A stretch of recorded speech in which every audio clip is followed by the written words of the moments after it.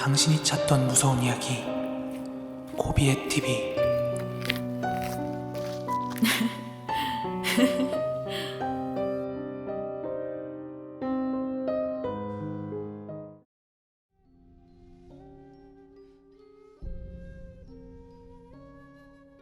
이건 아주 오래전 내가 고등학생 때의 일이야. 지금 그 폐가들이 존재하는지 모르겠지만 내 경험담을 이야기해볼게. 그 당시 친구 5놈이랑 술 사들고 주진저수지라는 곳에 놀러가는 길이었어. 지금은 모르겠는데 그 당시 덕계 봉우 아파트 위로 샛길이 하나 있었어. 그 샛길로 100m 정도 위에 공터들이 아주 크게 있었는데 거의 텃밭이라 야채 심고 채소 심고 그런 자리였고 중간에 폐가가 한 채 들어서 있었단 말이야. 벽은 불에 타는 적처럼 검게 그을려 있었고 아주 오묘한 분위기가 풍기는 그런 폐가였어. 그 폐가 앞에선 빨간 모자를 쓴 아저씨 2명이 서서 지키고 있었고 일단 우리는 신경 쓰지 않고 목적지인 주진저수지로 계속 올라갔어. 산중턱에는 지금 이름은 기억이 안 나는데 농아들 학교였던 걸로 기억이 나. 그 학교를 지나서 저수지로 내려가는 숲길을 헤치고 거의 다 내려왔을 때 그 길 옆으로 또 폐가가 한 채 있었어. 숲에 둘러싸여 있는 싸늘한 공기가 전해지는 그런 곳이었고 참 이상하게 생긴 폐가였어. 이게 목재도 아니고 시멘트 구조도 아닌 뭐랄까 공장 창고 같은 그런 분위기였어. 그건 그렇고 일단 우리는 저수지에 도착해서 텐트를 쳤고 거기서 술도 퍼마시고 수영도 하고 낚시도 하고 놀고 있었지. 그런데 문제는 내가 술김에 우리가 오면서 봤던 그 폐가에 가보자고 말했다는 거야. 당시 그 동네에 사는 친구가 2명 있었는데 걔네들이 안 가는 게 좋겠다고 했지만 술도 들어갔겠다. 젊은 혈기에 결국 폐가 탐사를 가게 되었어. 처음엔 숲에 둘러싸인 폐가에 도착해서 그 안으로 들어갔어. 그런데 공기가 되게 숨막히는 듯 답답한 공기들이 덮쳐왔고 그 안에는 무수히 자라난 잡초와 누군가 이미 왔다 갔다 한 흔적들 그리고 신문지와 박스, 소주병들 이런 게 널브러져 있었어. 우리는 지금 생각하면 철이 없었는데 폐가 별거 아니네 하면서 막 벽도 발로 차고 창문 틀도 막 작살내고 웃고 있었지. 그런데 A라는 친구 한 놈이 좀 행동이 이상한 거야. 넉나간 사람처럼 말해도 말도 안 하고 이상하게 생각은 했지만 원래 얘가 말수가 적고 예민한 놈이라 그냥 겁먹었다고 친구들과 웃어 넘겼지.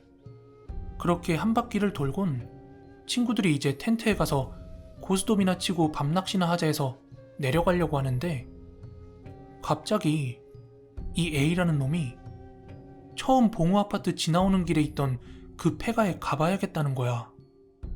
그래서 우리는 너 미쳤냐고 조금 전까지 겁먹어서 말도 안 하던 놈이 거기는 왜 가려고 하냐니까 글쎄 이놈이 나 거기에 가서 꼭 확인해봐야 될 게 있어 이러는 거야. 그래서 이 도라이가 술을 뇌로 처먹었냐고 무슨 말 같지도 않은 소리를 하냐고 친구들이랑 막 뭐라고 했지. 거기에 가는 게 문제될 건 아니지만 거기까지 가려면 다시 산 타고 올라갔다 내려갔다 해야 되니까 시간이 오래 걸린단 말이야.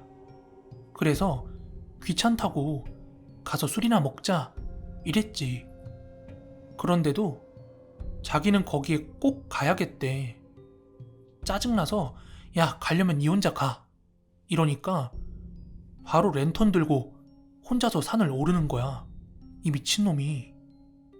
당연히 걱정은 됐지만 술 기운도 있고 짜증나서 알아서 오겠지 하고 보내버린 게 아주 큰 실수였어. 이 녀석이 거기에 간지 1시간이 넘어도 오질 않는 거야. 그렇게 1시간 정도 있다가 우리는 문득 얘한테 뭔 일 생긴 거 아니야? 하고서는 4명이서 그곳으로 뛰어갔어.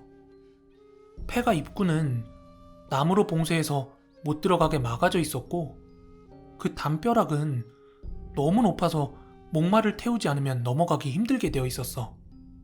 그 순간 우리는 소름이 돋더라. 이 새끼 어디 갔냐고.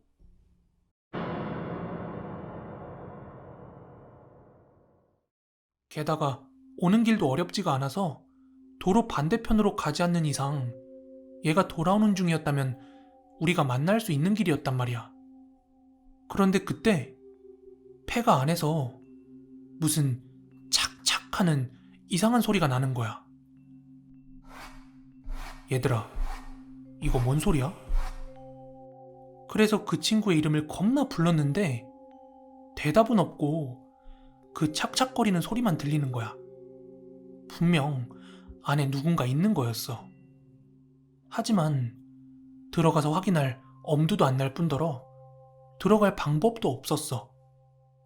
그러던 중에 친구 중 기가 센 한 놈이 안 되겠다, 들어가자 하고서는 그 나무 판자로 막아놓은 입구를 발로 뽀개는 거야. 어쩔 수 없었어. 그렇지 않으면 들어갈 수가 없으니까.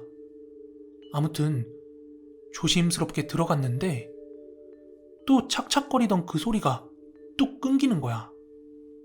아무튼 들어가는 입구로 계단이 있어서 걸어올라 들어가는데 안방, 큰 방 같았어. 근데 그 큰 방 천장에 줄이 묶여 있는데 목매달기 딱 좋게 올가미 동아줄이 걸려 있었어. 그런데 다행히도 거기에는 친구놈이 없어서 다른 방으로 들어가는데 뭐지? 좀 매쾌한 냄새가 나는 거야. 곰팡이 같은 그런 냄새가 아니라 탄 냄새 같은 거. 나무 타는 냄새도 아니고 뭔가 아주 독특한 냄새였어.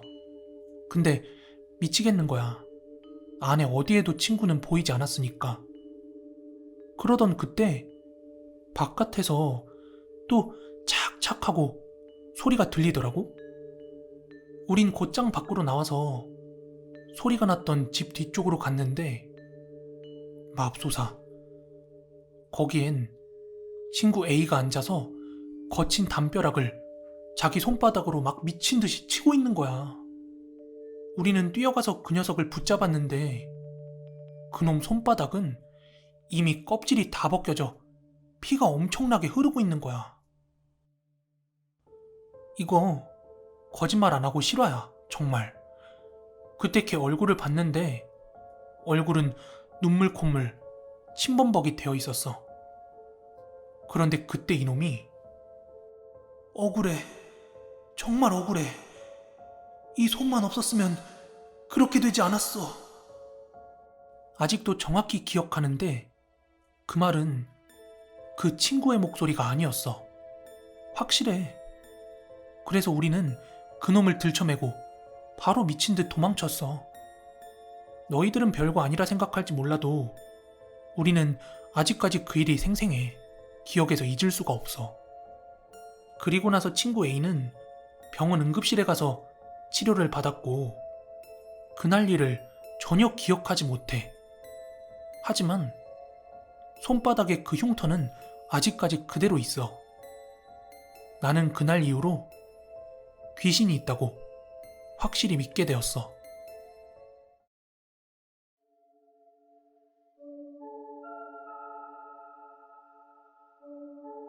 저는 어렸을 적에 시골에 살았던 적이 있어요. 초등학교 4학년 때부터 중학교 1학년 때까지였는데 왜냐면 할머니가 아프셨거든요.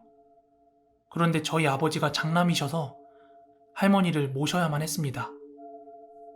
시골이라 불편한 점도 많았지만 제 인생에 있어서 가장 재밌었던 시기가 아니었나 싶네요.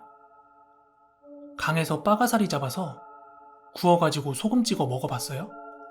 빠가사리는 입에서 빠가 소리를 내서 빠가사리인데 지느러미에 가시가 있어서 잘못 만지면 손이 베이는 그런 생선입니다.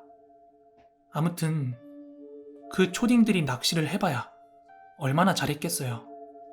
한 2마리 잡아서 구워서는 소금 찍어가지고 5명이서 나눠 먹곤 했는데 한 입 정도씩 나왔나? 진짜 그 맛은 아직까지도 잊지를 못하겠네요. 늙은이 같지만 저 아직 대학생입니다. 아무튼 그렇게 친구들과 모여서 시간 가는 줄 모르고 놀곤 했어요. 우리 동네에는 뒷산이 하나 있었는데 거기는 일제시대에 구리를 캐던 곳이었다고 해요. 그래서 그냥 이렇게 올려다만 봐도 폐 광산의 흉측한 구멍이 다 보일 정도였죠. 별로 높은 산도 아니고 그냥 평범한 동네 뒷산이었는데 저희는 거기에 박스떼기랑 포대자루 같은 것 갖다가 막사를 지어놓고는 저희의 기지라고 하면서 안에 들어가서 만화책도 보고 또 옹기종기 모여 놀고 그랬어요. 그런데 아무래도 재료가 재료인지라 비가 오면 무너지고 엉망이 되고 그러면 굉장히 가슴이 아팠어요. 그러던 어느 날 그곳을 발견했죠. 시멘트와 슬레이트 지붕으로 만들어진 2평 정도 되는 작은 창고였어요. 창고라고 하기엔 좀 그렇고 그냥 디귿자로 벽을 쌓고 거기에 지붕 정도만 올린 정도랄까? 그 안쪽에는 비료포대나 지푸라기와 돌더미가 좀 쌓여 있었고요. 그걸 발견한 건 친구 3명과 함께였는데 지금 생각하면 뭔가 굉장히 섬뜩하고 꺼림칙하지만 그때 당시에는 저희 흉가나 폐가 그런 개념조차 없었고 뭔가 우리들만의 비밀기지가 생겼다는 설레임? 그런 게 있어서 그냥 마냥 좋았어요. 그 좁은 곳에 돗자리 깔고 옹기종기 모여 앉아 있으면 그게 뭐가 그리 재밌었던지 참. 그러던 어느 여름날이었습니다. 그날은 호랑이비라고 해가 떴는데 그 해 사이의 구름으로 비가 내리는 그런 이상한 날씨였어요. 친구 집에서 게임을 하다가 비도 그치고 몸도 찌뿌둥하다 보니까 그 비밀 기지가 생각난 거예요. 그래서 저희는 비 그친 그 찝찝한 날씨에 옷 다 버려가면서 등산을 시작했습니다. 지금이라면 돈 주고 시켜도 절대 안 했을 텐데 그땐 왜 그랬는지 참. 그렇게 기지에 올라가다가 전 갑자기 소변이 마려워서 친구들이 먼저 올라가고 전 조금 뒤처져서 따라가다가 다 도착할 때쯤에 친구 한 명이 야! 하면서 크게 소리를 지르는 거예요. 이번엔 또 무슨 장난이지? 하는 생각을 하고 그쪽으로 따라가 보니까 친구 한 명이 멍하니 서서 그 비밀기지 쪽을 바라보고 있는데 저도 자연스럽게 그쪽을 바라보게 되었어요. 그랬더니 친구 한 놈이 기지 안쪽에서 까만 치마 같은 걸 두르고 엉덩이를 흔들고 있네요. 왜 만화 짱구에 나오는 훌라훌라 춤 그런 것처럼 마치 까만 치마가 하와이 나뭇잎 의상처럼 살랑살랑 흔들리는데 저는 그게 너무나 우스꽝스러워서 뭐하냐고 소리를 치면서 쫓아갔어요. 그런데 한 발짝 한 발짝 다가갈수록 자세히 보이기 시작하는데 점점 친구가 아닌 것처럼 느껴지더니 결국 그게 뭔지 제 눈에 제대로 보이는 순간이 왔는데 그건 친구가 까만 치마를 걸치고 훌라춤을 추는 게 아니라 하얀 옷을 입은 여자가 물구나무를 서서 긴 머리를 양쪽으로 미친 듯이 흔들고 있는 거였어요. 거꾸로 물구나무를 서서 머리카락이 미친 듯이 양옆으로 흔들리면서 그니까 까만 치마가 아니었던 거예요. 저는 온몸에 소름이 돋고 닭살이 돋아서 자빠지고 구르고 어떻게 뒤로 갔는지 멍하니 서 있던 친구한테 달려갔죠. 친구는 울고 있었는데 저보다 시력이 좋아서 멀리서 먼저 봤을 뿐이지 심지어 얘는 바지에 오줌까지 쌌더라고요. 저는 얘를 껴안고 구르다시피 산을 내려왔습니다. 내려오던 도중에 보이지 않던 친구 한 명이 자빠져 기절해 있는 걸 보고 저는 얘가 죽은 줄 알고 펑펑 울었어요. 알고 보니 얘도 그걸 보고 도망치다 발목이 삐끗해서 굴렀는데 더 도망을 갈 수가 없으니까 극심한 공포감에 기절을 한 거예요. 다른 한 놈은 그걸 보고 야! 하고 소리를 치곤 그대로 굳어버렸던 거예요. 그날 이후로 저희는 그쪽 산은 근처도 안 가게 되었습니다. 졸린 거 참고 이불 뒤집어 쓰고 보던 토요미스테리 극장도 도저히 무서워서 못 봤고 며칠 동안은 화장실도 못 가서 요강을 이용하기까지 했습니다. 아직까지도 그 친구들과는 그때 이야기 입에 잘 안 올립니다. 그 얘기만큼은 암묵적으로 금기가 되었죠. 오랜 시간이 지났지만 아직도 저에게 남은 그 기억은 생각만 해도 소름이 돋을 정도니까요. 옛날에는 어린아이들이나 처녀가 요절했는데 제대로 무덤에 매장할 형편이 안 되거나 하면 도깨비 무덤이라고 작은 돌무덤에 매장하곤 했다고 해요. 지금 생각해보면 그 폐창고라고 생각했던 비밀기지가 그 도깨비 무덤이 아닐까 하는 생각이 듭니다. 무덤 훼손을 막으려고 시멘트랑 지붕으로나마 막아준 거라는 생각이 들어요. 그럼 그때 본 여자는 귀신이었겠죠? 우리가 뭣도 모르고 그렇게 무덤에서 놀았는데도 불구하고 별 해코지가 없었던 거 보면 그렇게 나쁜 사람은 아니었을 거다 라고 생각은 들지만 가끔씩 악몽이라도 꿀 때마다 옛날 생각이 떠오르면 무서워서 잠을 못 이루곤 합니다.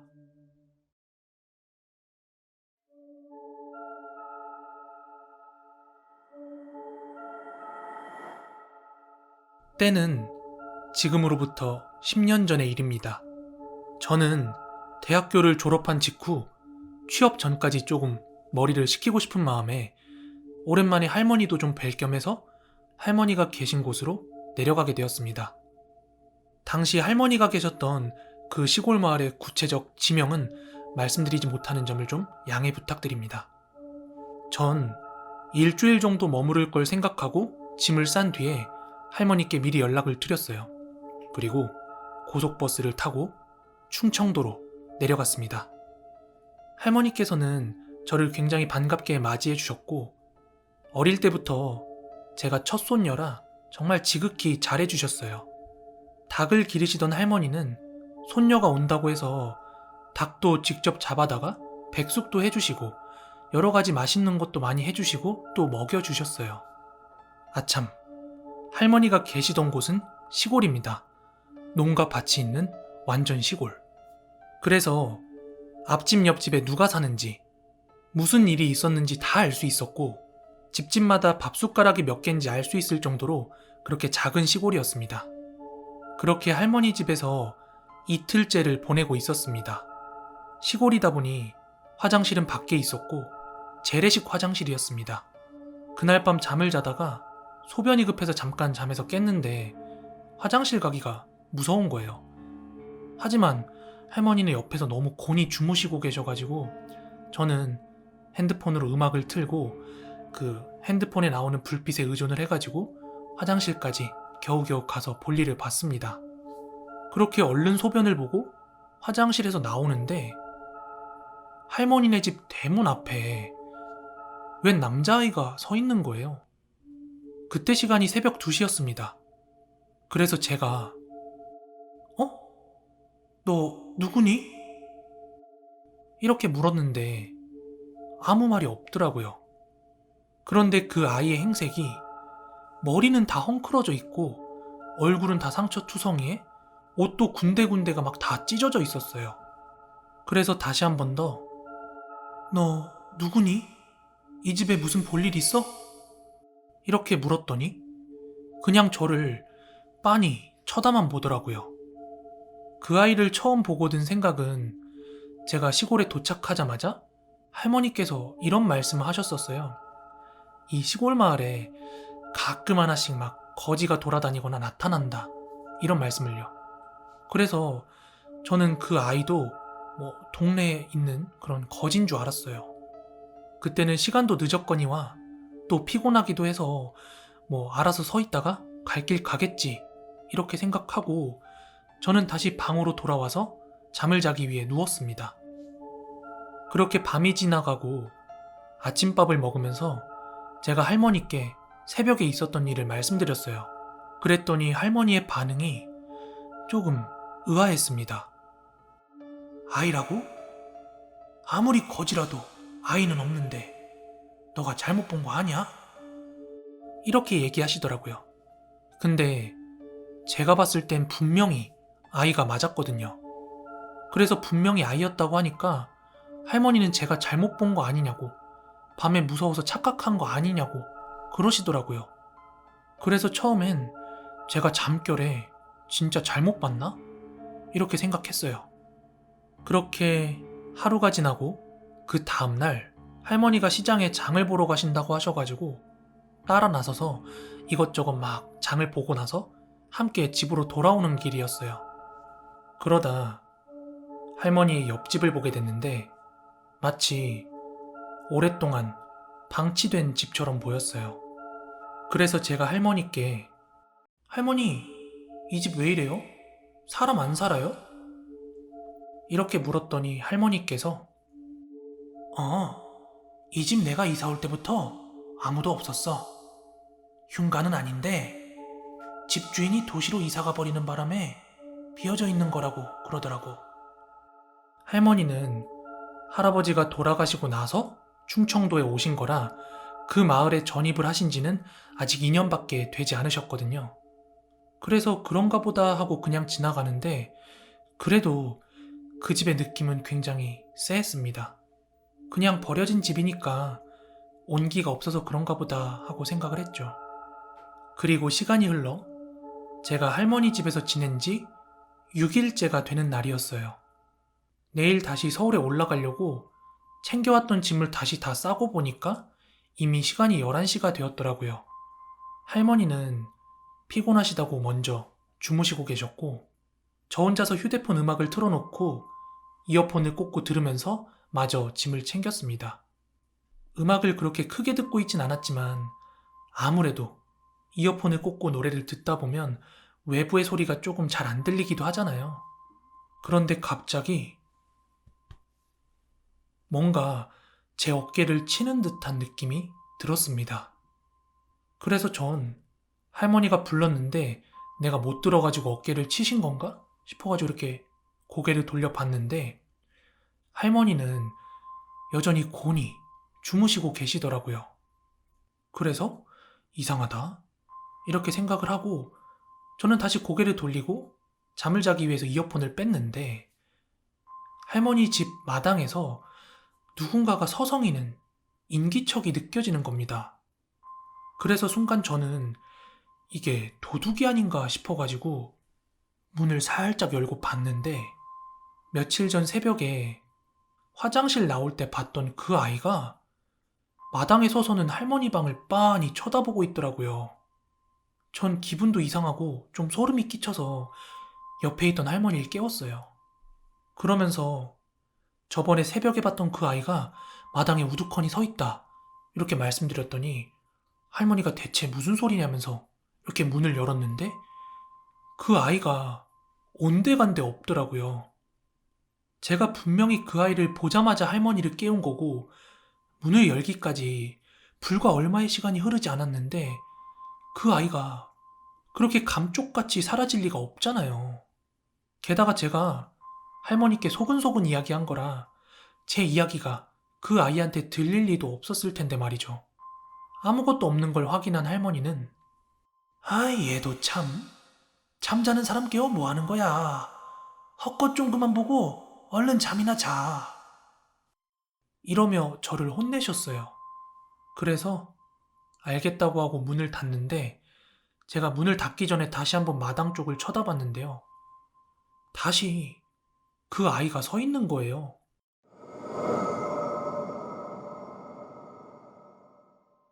그러더니 저보고 따라오라고 손짓을 하는 겁니다. 진짜 뭔가에 홀린 것 마냥 신발을 신고 그 아이가 가는 방향을 따라서 저도 모르게 따라갔습니다.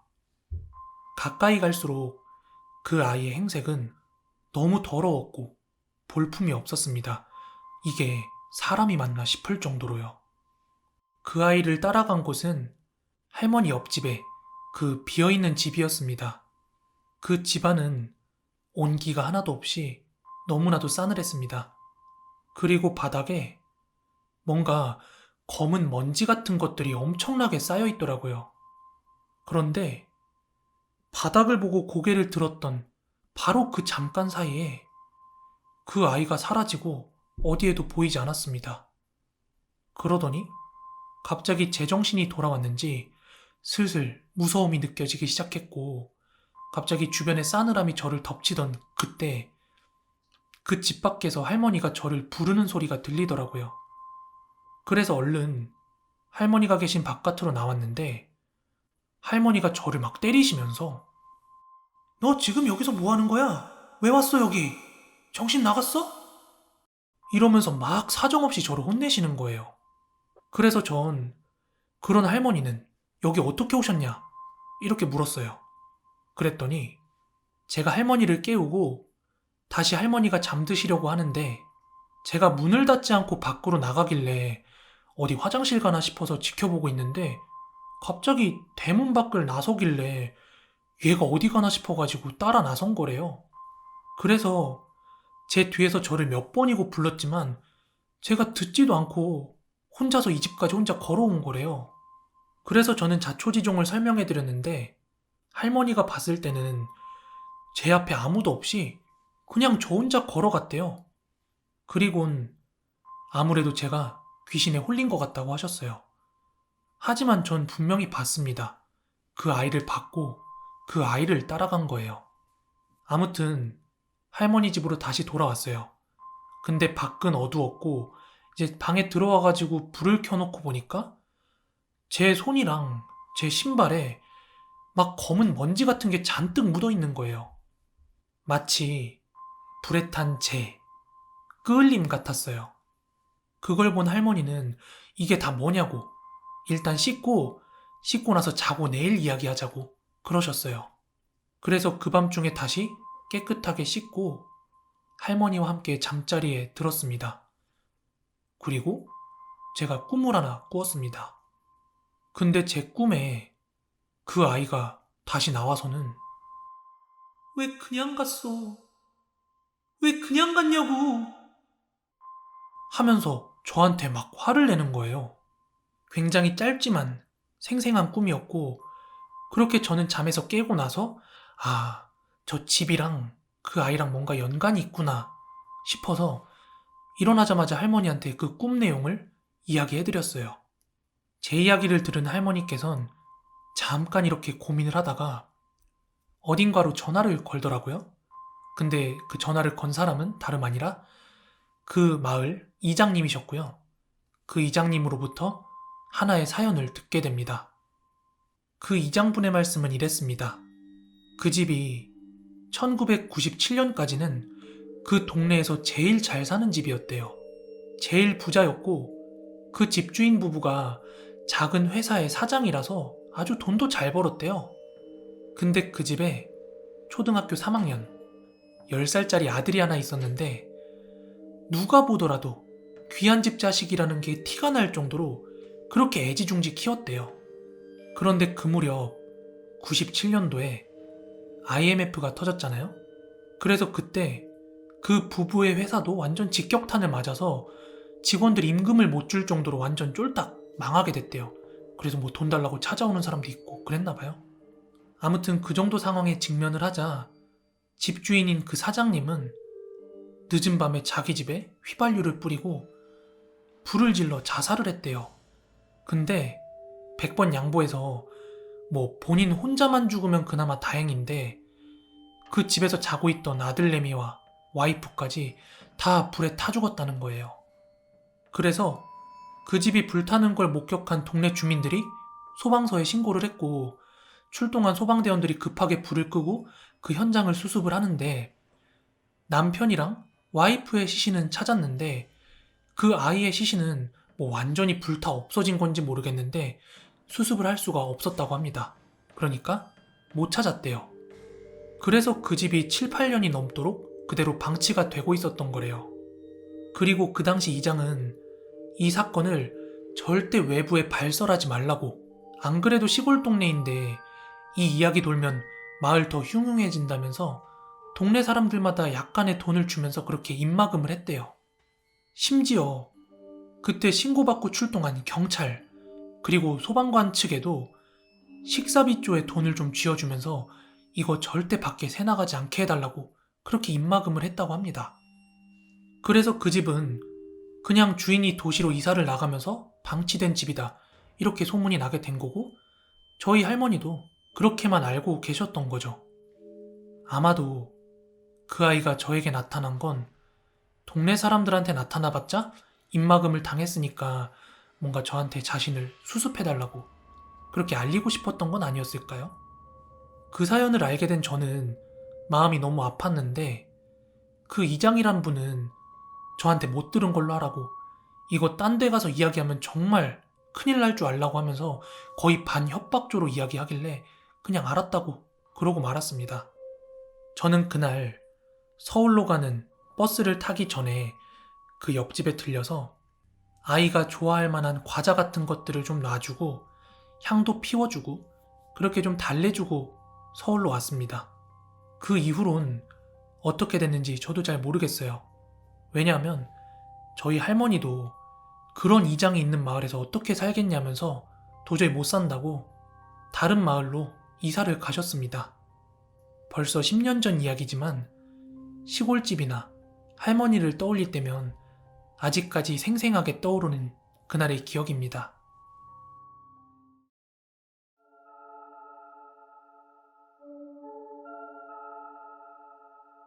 때는 바야흐로 2005년. 당시 군입대를 한 달가량 앞두고 저랑 친구들은 추억 만들기에 여념이 없었습니다. 그러다 하루는 친구들끼리 동네 호프집에 모여 있었는데 그중 한 녀석이 잊지 못할 추억을 한번 만들어 보자고 하면서 흉가 탐방을 나서 보자고 하는 겁니다. 그래서 저는 뭐 어디 알아본 데 있냐? 이렇게 물었더니 흉가 카페 같은 데 뒤져보면 있지 않겠냐는데 얘도 그냥 계획 없이 지른 말이었어요. 당시 그 자리에 저를 포함해서 총 4명이 있었습니다. 저희는 가네마네 왈가왈부를 하다가 그런 흉가 한번 보자고 멀리까지 가는 건 시간 낭비 아닐까? 차라리 그 시간에 우리 다른 걸 하자. 이렇게 결론이 나려던 찰나에 한 친구가 야, 그럼 흉가 근처에서 야영할 거 생각하고 지방에 알려지지 않은 흉가를 직접 찾아보자. 이러는 겁니다. 저희 모두는 거기에 구미가 당겼는지 다 동의를 했고 3, 4일이 지난 뒤에 친구가 아빠 차를 빌려왔어요. 저희는 그 차 트렁크에다가 텐트랑 삼겹살 구워 먹을 것들만 챙겨가지고 강원도 정선으로 행선지를 정하고 출발했습니다. 딱히 거기 정선에 목적지가 있어서 그런 건 아니고요. 시골이다 보니까 오며 가며 폐가나 흉가 같은 걸 더 쉽게 발견할 수 있을 거란 저희만의 계산이었죠. 그렇게 저희는 강원도의 산길과 논길을 이리저리 돌아다니면서 오전부터 오후까지 폐가 한 6, 7곳 정도 찾았습니다. 그러다가 마지막으로 노을이 질 무렵에 산자락 아래 언덕에 있는 한 폐가를 발견하게 되었습니다. 전체적인 뼈대가 나무로 되어 있는 폐가였고 담장은 없었지만 어디까지가 마당인지 그 경계를 알 수는 있었습니다. 그리곤 폐가 안으로 들어가서 집 안채 여기저기를 구경하다가 방 한 구석에 버려진 액자를 보게 되었어요. 그런데 그 액자 안에는 한 5, 60대쯤으로 보이는 아저씨 사진이 있더라고요. 저는 그 사진을 보고 아, 예전에 여기 살던 사람이구나 하고 가볍게 생각을 하고 마저 집을 둘러봤어요. 그리고 나서 주변에 가깝게 붙어있는 이웃집도 잘 안 보여서 여기 마당에 자리를 잡자 이렇게 결정했습니다. 그래서 저희는 폐가 마당에다가 텐트를 치고 그때가 저녁 먹을 시간이라 바로 브루스타와 후라이팬을 세팅하고 고기를 구워 먹기 시작했습니다. 그렇게 고기와 소주를 먹으며 시간을 보낸 저희는 배도 부르고 하루 종일 돌아다닌 피로감 때문에 다 같이 일찍 텐트 안에서 잠이 들었습니다.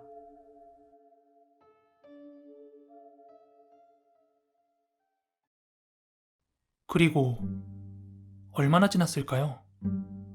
자다가 눈을 뜬 저는 담배를 한 대 피려고 텐트 앞으로 잠깐 나왔습니다. 그런데 그때 진짜 심장이 내려앉을 뻔했습니다. 친구들과 함께일 땐 몰랐지만 어두운 밤에 고요한 폐가에서 혼자 담배를 피려니까 무섭더라고요. 그래서 다시 텐트로 들어가서 후레쉬를 집어들고 나와 불을 켜고 담배를 피고 있었는데요. 저는 괜히 이리저리 후레쉬 불빛을 비춰보다가 마루에 웬 아저씨가 걸터 앉아 있는 게 보이는 거예요. 정말 그 시간에 그런 곳에 누가 사람이 있을 거라고 생각을 했겠어요.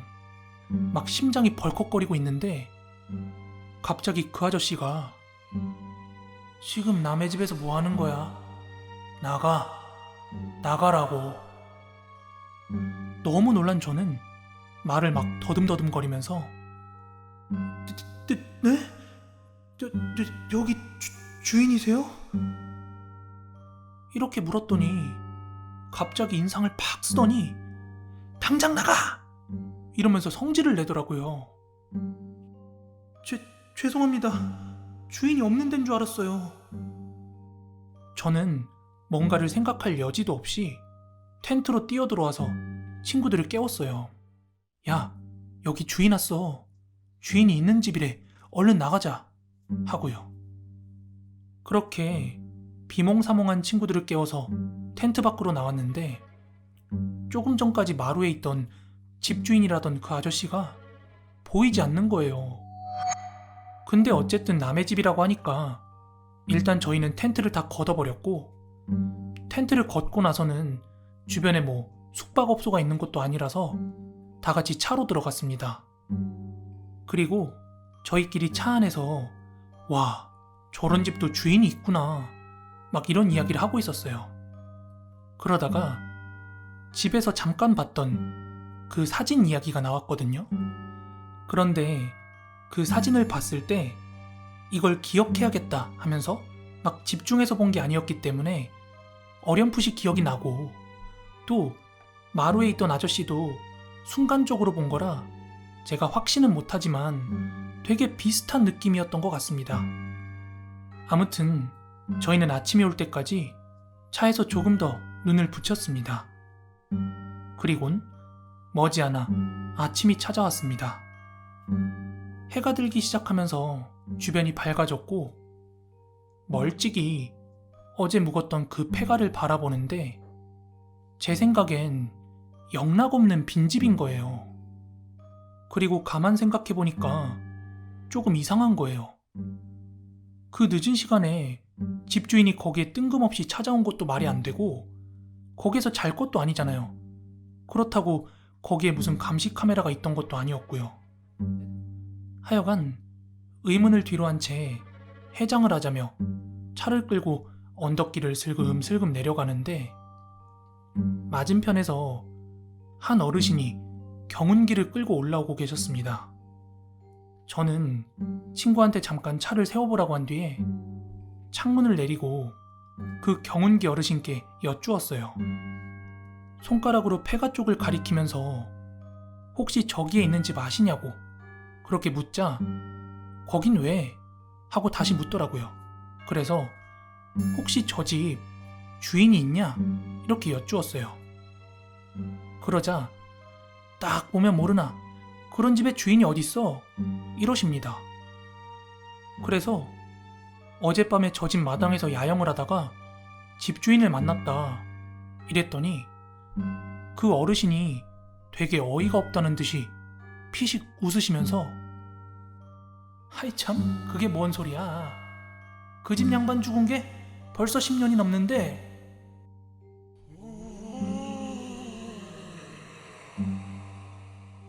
이러시는 거예요. 어젯밤에 그 아저씨를 본 건 친구들 중 유일하게 저 혼자였는데요. 저 분명히 똑똑히 봤습니다. 친구들도 저보고 진짜로 본 게 맞냐고 되물었지만 제가 아무리 장난을 쳤을지언정 굳이 텐트를 접고 차에 가서 잤겠냐 이렇게 못을 박았습니다. 일단 제 이야기는 여기까지고요. 여기서 제 친구의 소름 돋는 후일담이 하나 더 있는데요. 이 이야기는 다음에 한 번 더 제보해드리겠습니다.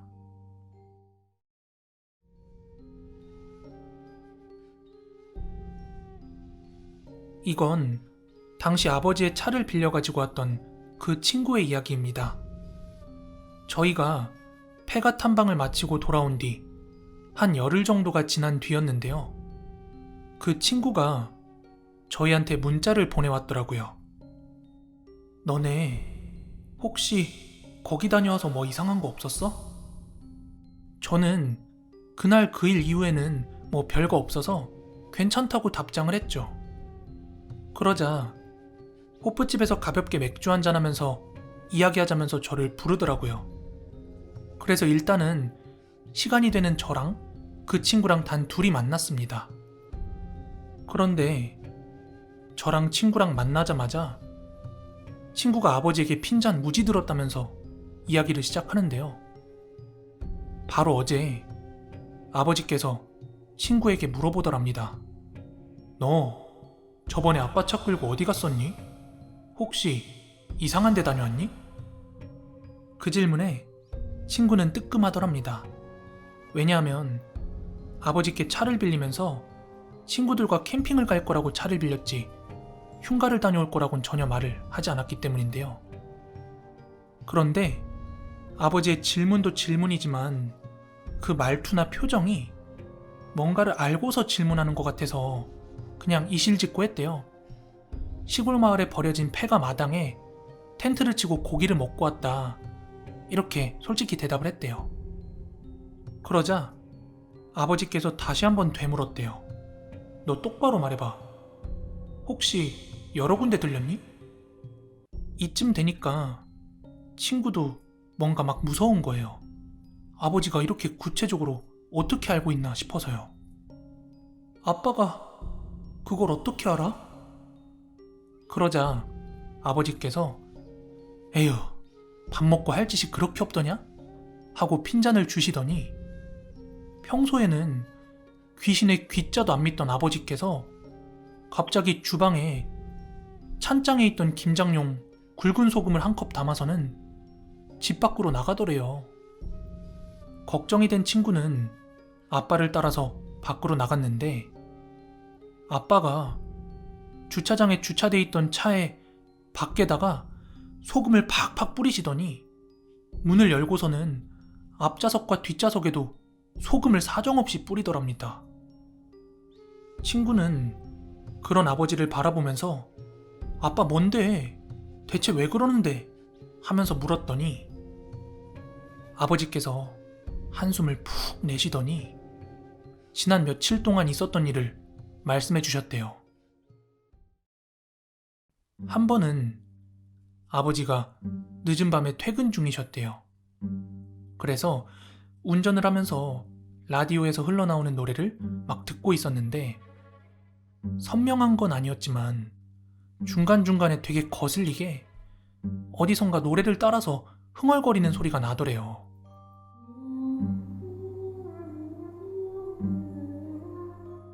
그래서 이게 뭐지 싶어서 집중을 하면 그 소리가 들리지 않았대요. 하지만 분명히 웬 여자와 아이의 목소리였다고 해요. 아무튼 그렇게 운전을 해서 주차장에 다 와서는 차를 세우고 내리려는데 뒷좌석에서 여자의 웃음소리가 들렸다고 해요. 아주 선명하게. 지금 와서 생각해보면 부정할 수 없을 만큼 그 소리가 선명했지만 눈에 보이는 게 없었기 때문에 주차장 어딘가에서 들린 걸 잘못 들은 거라 생각하고 집으로 올라왔대요. 그런데 얼마 뒤 대박 사건이 하나 터집니다. 그날도 아버지가 일이 늦게 끝나셔서 밤 늦게서야 차를 몰고 집으로 오고 계셨다는데요. 그러던 중 교차로에서 빨간불 신호대기에 멈춰 있다가 신호가 바뀌어서 출발하는데 갑자기 갓길에 있던 순찰차가 아빠 차에 따라 붙더랍니다. 그러더니 아버지 차대 번호를 부르면서 갓길로 세우라고 하더래요. 그래서 아버지는 뭔가 싶어서 차를 댔더니 경찰관 분들께서 차 쪽으로 딱 오시더니 어? 하면서 놀라더랍니다. 그래서 아버지는 그 경찰관 분들한테 나 뭐 위반한 거 없는데 왜 그러냐 하고 여쭈었더니 경찰관 분들께서 이러더랍니다. 네, 수고하십니다. 조금 전에 동승자가 썬루프 밖으로 고개 내밀고 있지 않았습니까? 이러더래요. 그런데 분명히 차에는 아버지 혼자뿐이었거든요. 그래서 아버지께서 앞좌석 뒷좌석 창문을 다 내리고 그 내부를 확인시켜드렸고 경찰분들도 뭐지? 하며 의아해하면서 집으로 다시 보내주셨대요. 그래서 아버지는 운전대를 잡고 다시 집으로 출발했답니다. 도저히 있을 수 없는 일에 아버지는 집에 오는 내내 긴장한 채로 올 수밖에 없었대요. 그리고 마침내 집에 도착해서 차를 대놓고 내려서 주차장 출입문 쪽으로 걸어오다가 아, 요즘 왜 이러지? 이러면서 잠깐 뒤를 돌아 차를 봤는데 글쎄 닫혀있는 자동차 썬루프와 천장 위로 대여섯 명의 귀신이 고개를 내밀고 머리를 사정없이 좌우로 흔들고 있었대요.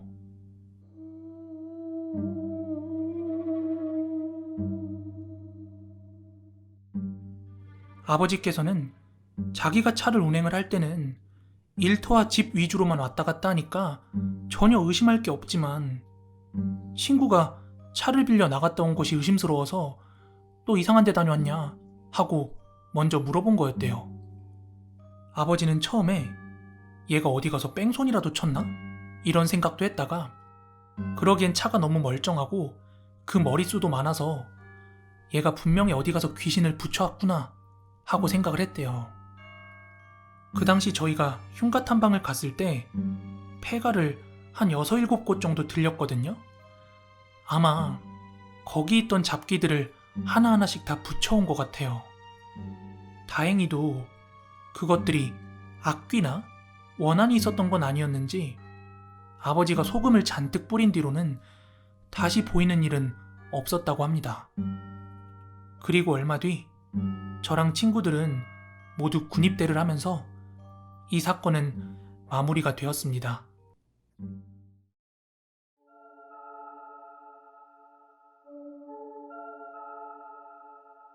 때는 지금으로부터 9년 전 제가 중학교 3학년 때 일입니다. 오늘은 제가 살면서 처음이자 마지막으로 겪은 소름 돋는 경험담에 대해서 제보하겠습니다. 지금은 정신을 차리고 열심히 공부하면서 살고 있지만 중학교 3학년 때의 저는 그닥 모범생은 아니었습니다. 애들을 때리거나 돈을 뺏거나 하는 그런 부류는 아니었는데 어른들이 하지 말라는 술, 담배 같은 거를 다 몰래 하고 있었습니다. 그 당시 저희 동네에서 걸어서 20분만 가면 공사가 중단된 폐 아파트 단지가 하나 있었습니다. 그게 언제서부터 거기 있었는지는 저도 잘 모르겠어요. 아무튼 저와 친구들에게는 그곳만큼 몰래 담배 피고 술 먹기 좋은 장소가 또 없었죠. 그래서 줄곧 그 폐 아파트에 친구들과 모여서 우르르 들어가곤 했는데 때로는 거기서 사람을 마주하는 경우도 있었습니다. 보통 출사라고 하죠. 되게 고전적이거나 예스런 분위기로 사진 촬영을 하고 싶은 사람들이 뭐 이렇게 들어온다든지 아니면 흉가 체험하는 사람들처럼 잠깐 구경 들어오는 사람들도 있었어요. 그런데 대부분 그렇게 찾아오는 사람들이 저희보다 한참 어른이었기 때문에 그런 사람들이 보이면 안 보이는 호수로 들어가거나 숨을 죽이곤 했습니다. 하여간 저희는 학교가 끝나면 종종 그곳에 들려서 놀곤 했고 늦어도 한 7시, 8시면 희희낙낙거리다가 집으로 돌아가곤 했어요. 그러던 어느 날이었습니다. 하루는 다 같이 아예 늦게까지 놀아보자고 날을 잡았습니다. 다음 날은 학교에 가지 않는 날이어서 저는 부모님께 친구들과 함께 찜질방에서 자고 오겠다고 하고 그렇게 밖에 나왔어요. 다른 친구들도 각자의 핑곗거리를 만들어서는 다 같이 함께 모이게 되었습니다. 중2병이라고 하잖아요. 진짜 지금 생각하면 내가 왜 그랬는지 모르겠는데 애들이랑 다 같이 소주랑 과자 몇 개 챙기고 그리고 돗자리, 손전등까지 챙겨가지고는 다 같이 그 폐아파트로 들어가게 되었습니다. 인원은 총 6명이었고 5명은 남자, 그리고 1명은 이 녀석들 중 하나의 여자친구였어요. 그렇게 다 같이 아파트에 들어가서 저희들만의 작은 일탈을 즐기고 있었습니다. 그때는 평소보다 시간이 훨씬 늦은 11시쯤이었습니다. 그렇게 늦은 시간에 그 폐아파트에 있었던 적은 저희 모두 처음이라 유독 더 고요하게 또 약간은 무섭게 느껴지더라고요. 아, 맞다. 그리고 저희가 있던 곳이 아파트 3층에 있는 끝방이었어요. 3층 정도면 밖에 사람이 오나 안 오나 소리를 듣기도 좋고 숨죽이기도 그리고 장소를 이동하기도 참 용이하다는 저희만의 계산이었어요. 근데 시간이 깊어갈수록 여기에는 누구도 안 오겠다라는 확신이 든 저희는 게임을 하나 시작했습니다. 그 게임이란 가위바위보를 해서 진 사람이 저희가 있던 방의 반대편 복도 끝방을 혼자서 다녀오는 거였어요. 그렇게 다 같이 가위바위보를 했습니다. 근데 유일한 홍일점이었던 제 친구의 여자친구가 가위바위보에서 진 거예요. 그래서 저희는 우리 여자라서 봐주는 거 없으니까 얼른 다녀와 막 하면서 이렇게 부추겼는데 얘 남자친구가 같이 가겠다고 하는 거예요. 그래서 벌주 한 잔씩을 마시게 하고 그걸 수락했어요. 그렇게 그 커플은 복도 반대편 끝에 있는 방을 향해서 출발했습니다. 야, 너네 뽀뽀하고 오면 반칙이다. 그리고 남아있던 친구들 넷이서 쟤네 분명히 엄한 짓 하고 온다 하면서 막 낄낄거리고 있었어요. 사실 부럽기도 했습니다. 그런데 얘네가 진짜 뽀뽀하다 잠이라도 들었나? 갈 때는 분명히 얘네 발소리가 났거든요. 근데 돌아오는 발소리가 전혀 나질 않는 거예요. 그냥 빨리 걸으면 1, 2분이면 다녀올 거리인데 한 5분쯤 지났을 때는 얘네가 그냥 서로 꽁냥꽁냥 하나 보다 생각을 했는데 한 10분이 지나도록 얘네가 안 오는 거예요. 그런데 갑자기 되게 가까운 거리에서 갑자기 비명이 깍 하고 들리면서 이 커플이 저희 방으로 막 뛰어 들어오는 거예요. 그러더니 얘들아 빨리 튀어 얼른 이러면서 미친 듯이 뛰쳐나가는 거예요. 저는 일단 비명 소리에 너무 놀랐고 그 순간 혹시 경찰이나 어른들이 들이닥쳤나 하는 생각에 일단은 사력을 다해서 튀었습니다. 그리곤 약속이라도 한 듯 저희가 평소에 자주 가던 공원에 다 같이 다시 모였어요. 그런데 여자애는 펑펑 울고 있고 제 친구 남자애도 얼굴이 하얗게 질려가지고는 당황한 기색을 감추질 못하는 거예요. 그래서 저희는 도대체 어떻게 된 거냐고 물었고 그 친구의 대답은 다음과 같았습니다. 나랑 진주랑 분명히 복도 끝까지 도착했거든? 근데 3층 복도 끝 천장에서 쿵쿵거리는 소리가 나는 거야.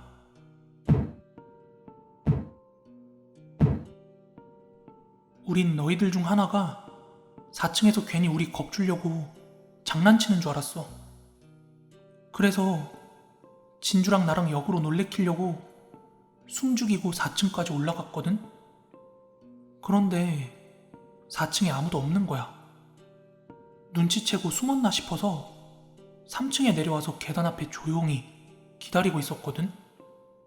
근데 다시 멀리 3층 복도 끝에서 쿵쿵쿵거리는 소리가 나서 아, 너희가 역시 4층에 있었구나 하고 생각을 하고 있었는데 이게 점점 소리가 가까워지는 것처럼 느껴져서 손전등을 켜고 3층 복도를 비췄는데 웬 남자가 천장에 머리를 쿵쿵 찌우며 다가오고 있는 거야.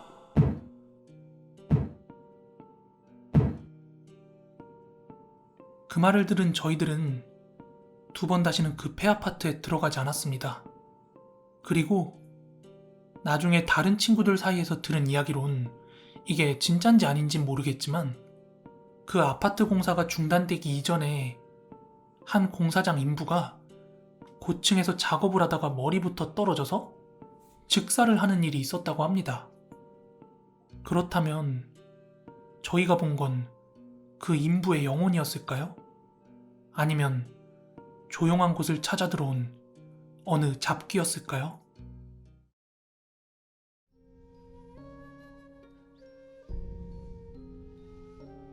이 이야기는 누군가한테 말하려고 하면 눈에 계속 검은색 그림자 같은 게 보인다든지 아니면 다른 무언가가 저를 쳐다보는 기분이 들어서 어디 가서 쉽게 꺼내지 못했던 이야기입니다. 저희 친구들은 이걸 저주받은 일이라고 생각하고 있습니다. 지금으로부터 10년 전 일이고 친구를 잃은 슬프고 무서운 경험담입니다. 10년 전 여름쯤에 경기도 시흥역 인근에 있는 꼼장어집에서 저와 친구 ABCD 5명이서 술 한잔에 꼼장어를 먹고 있었습니다. 친구 ABCD를 잘 기억해주세요. 저희 모두가 어느 정도 술에 취했을 때쯤에 친구 A가 이야기를 꺼냈습니다. 얘들아, 우리 여기 근처 흉가나 한번 가볼래? 그래서 저는 괜히 그런 데 갔다가 부정 탄다고 가지 말자고 반대했습니다. 무서운 것보다도 찝찝함이 더 컸기 때문에 그런 데 가는 거 아니라고 계속 반대를 했어요. 그러자 친구 A는 야, 이 새끼 쫄았네 쫄았어 이러면서 놀리기 시작했고 주변에 있던 친구들도 막 놀리면서 한마디씩 거들길래 저는 야, 간다 가 대신 피는 새끼 없기 이러면서 남자의 자존심을 세웠습니다. 그리고 이날 이 결정이 저희들 인생에서 가장 두려운 일로 남게 되었습니다. A를 제외한 나머지 친구들은 흉가의 위치를 몰랐기 때문에 A를 따라서 택시를 타기 위해서 도로가로 나왔습니다.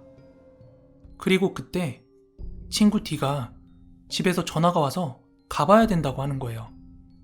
그래서 저랑 나머지 친구들은 쟤는 진짜 쫄았다 막 이렇게 놀리다가 택시가 와서 D를 빼고 나머지 4명만 택시를 타고 흉가로 출발했습니다. 이날 친구 D는 흉가에 가지 않았고 이유는 기억이 나지 않지만 그날 이후로 친구 D와 저희들은 좀 사이가 멀어지게 됐습니다. 그렇게 저희는 택시를 탔고 친구 A는 기사 아저씨께 목적지를 말씀드렸더니 그 기사 아저씨께서 거기가 어떤 곳인지 아냐고 묻더라고요. 친구 A는 흉가인 거 알아요. 그냥 잠깐 보고만 올 거예요. 이렇게 얘기했더니 그 기사 아저씨께서 학생들 그냥 아까 탔던 곳에 다시 내려다 줄게. 그런 곳 가지 마. 위험해. 그치만 저희는 저희들끼리 내뱉은 말도 있고 그냥 구경만 하고 바로 돌아올 거니까 근처에서 세워주세요. 이렇게 얘기를 했고 택시기사님은 석연찮은 표정으로 저희를 흉가 근처에서 내려주셨고, 가시는 그 순간까지 제발 위험하니까 가지 말라고 그렇게 말씀하시다가 가셨어요. 그렇게 저희들은 흉가 입구 앞에 도착을 했고, 거기서 친구 A는 저희한테 주의사항을 몇 가지 얘기해줬어요. 첫째, 떨어지지 말고 계속 같이 다닐 것. 둘째, 절대 아무것도 건들지 말 것. 그리고 셋째, 소리 지르거나 소란 피우지 말 것. 이 세 가지만 지키면 아무 일도 없을 거라고 말하고는 먼저 들어갔습니다. 그 흉가는 2층짜리 주택이었고, 민가와는 조금 떨어진 곳에 위치한 그런 흉가였습니다. 저와 친구들은 서로 떨어지지 않고 1층과 2층을 차례대로 구경을 하고 있었습니다.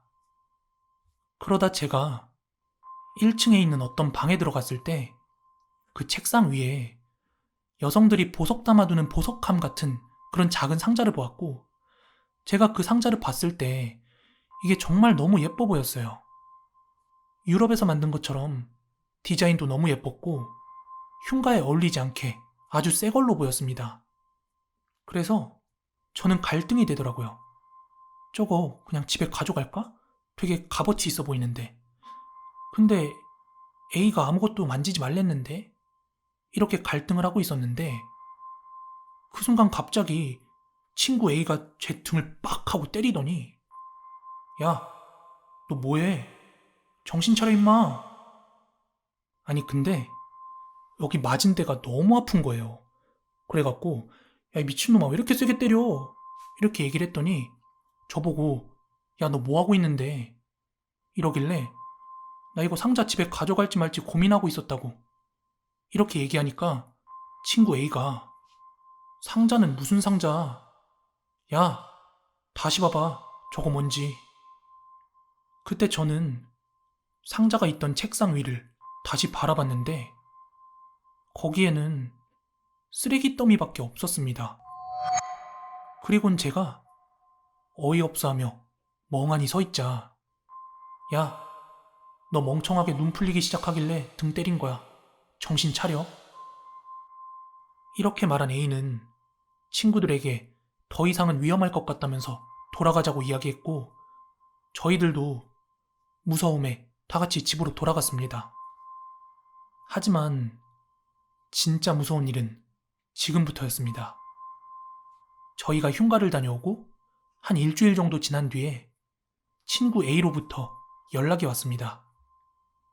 야, 비상이야. 꼼장어집으로 다들 모여. 야, 술 처먹고 싶으면 술 먹고 싶다고 말해. 급한 척 하지 말고. 아, 그런 거 아니고 일단 다들 모여봐. 진짜 큰일 난 것 같아. 예상치 못한 반응에 당황한 저는 알겠다고 하고 저와 친구들은 다 같이 꼼장어집으로 모였는데요. 저희가 꼼장어집에 갔을 땐 A가 먼저 술을 마시고 있었습니다. A는 심각한 표정을 짓고 앉아있다가 저희가 들어오는 걸 보고 이렇게 묻더라고요. 야, 지금 C랑 연락되는 사람. 남자들은 보통 연락 같은 거 자주 하지 않으니까 며칠 정도는 연락이 없어도 그렇게 신경 쓰지 않잖아요. 그래서 제가 뭐 바쁜 일 있겠지 이렇게 얘기를 하고 C한테 전화를 걸었는데 5통, 6통을 전화를 해도 받질 않는 거예요. 그랬더니 옆에 있던 친구 A가 안 받지?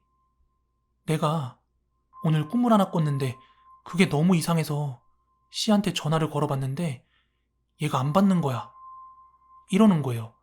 그래서 무슨 꿈을 꿨는데 그래? 하고 물어봤더니 꿈에 우리가 갔던 흉가 마당에 그림자 같은 검은 귀신이 걔 머리를 붙잡고 질질 끌고 마당을 돌고 있더라. 그 이야기를 듣고 저는 뒤통수를 한 대 얻어맞은 기분이었습니다.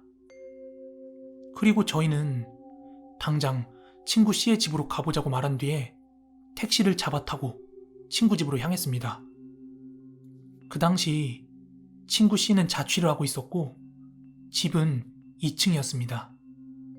친구 C의 집에 거의 다 도착을 할 때쯤 밖에서 창문을 올려다봤는데 약간 무섭기도 하고 무거운 느낌이 나더라고요. 당시 저희 친구들끼리는 서로의 자취방 비밀번호를 다 공유를 하고 있었습니다.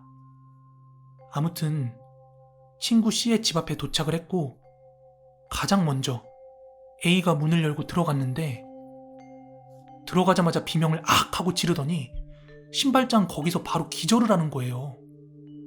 그러다 보니까 뒤따라가던 저희들도 화들짝 놀랬고 친구 B는 A를 흔들어 깨우기 시작했고 저는 방이 어두웠기 때문에 불을 켜려고 안으로 들어갔습니다.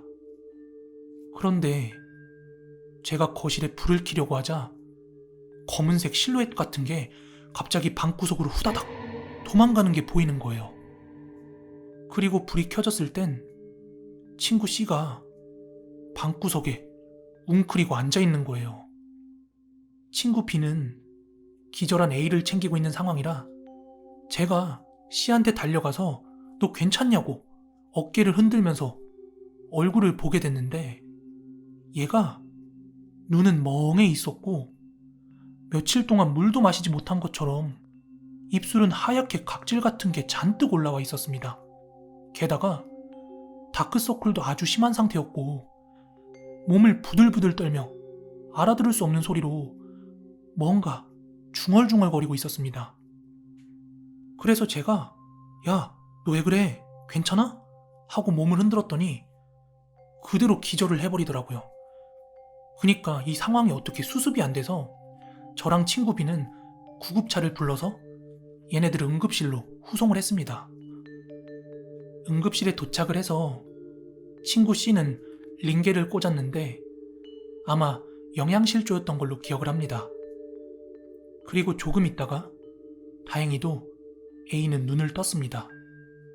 눈을 뜬 A는 한참 동안이나 멍하니 있다가 저희가 어떻게 된 거냐고 물어봤더니 그때서야 자기가 기절했을 때의 상황을 이야기해 주더라고요. C의 집에 도착을 할 때쯤에 창문을 올려다봤는데 거기서 검은 연기 같은 게 보여서 아, 이게 심각한 상황 같다. 그렇게 판단이 들어서 자기가 가장 먼저 집 안으로 들어갔던 거래요. 그리고 문을 열고 들어갔을 때 친구 방에 꿈에서 봤던 그 귀신이 친구의 머리채를 잡고 막 이렇게 쥐 흔들고 있더래요. 그걸 보고 너무 두려운 나머지 기절을 한 것 같다고 합니다. 아무튼 저랑 친구 A, B는 우리가 흉가에서 뭐 잘못한 거 있었나? 우리 뭐 소란 피운 것도 없고 물건 같은 거 들인 적도 없는데 왜 자꾸 이런 일이 벌어지지? 뭐 이런 얘기를 하고 있었는데 근처에 계시던 어떤 나이 많은 아주머니께서 학생들 무당집 가봐 이러시는 거예요. 저는 그때까지만 해도 무당이 귀신을 보고 그냥 점 보는 사람 정도로만 생각을 했었습니다. A는 여기저기 전화를 걸어서 알아보다가 한 무당집을 찾았고 저랑 친구 A, B는 그 무당집으로 향하게 되었고요. 그때 시간이 한 9시, 10시쯤이었습니다. 무당집에 도착했을 땐 이미 늦은 시간이라 상담 같은 거 할 수 없을 줄 알았는데 그 무당분께서 안으로 들어오라고 하시더니 지금 겪고 있는 걸 다 말해보래요. 그래서 저희는 당연히 흉가를 다녀온 게 뭔가 문제 같으니까 그 이야기를 했더니 그 무당분께서 너네 뭐 들고 왔구만. 그거 어딨어? 이렇게 말씀하시는 거예요. 저희 셋은 당연히 가져온 물건도 만진 물건도 없다 이렇게 얘기를 했지만 그 무당분께서는 아니 너네 뭐 가져왔어 뭐 이러시면서 그 친구 C한테 응급실에 있는 친구 C한테 한번 물어보라고 그러는 거예요. 그래서 저흰 친구한테 다녀오겠다고 하고 다시 응급실로 향했습니다. 그리고 몇 시간이 지난 후에야 C가 눈을 떴습니다. 저희는 C에게 무슨 일이냐, 괜찮냐고 물었지만 한동안 말없이 멍하니 있을 뿐이었습니다. 그리고 잠시 뒤 다시 정신이 돌아오는 것 같았을 때 갑자기 몸을 부들부들 떨면서 울기 시작하더라고요.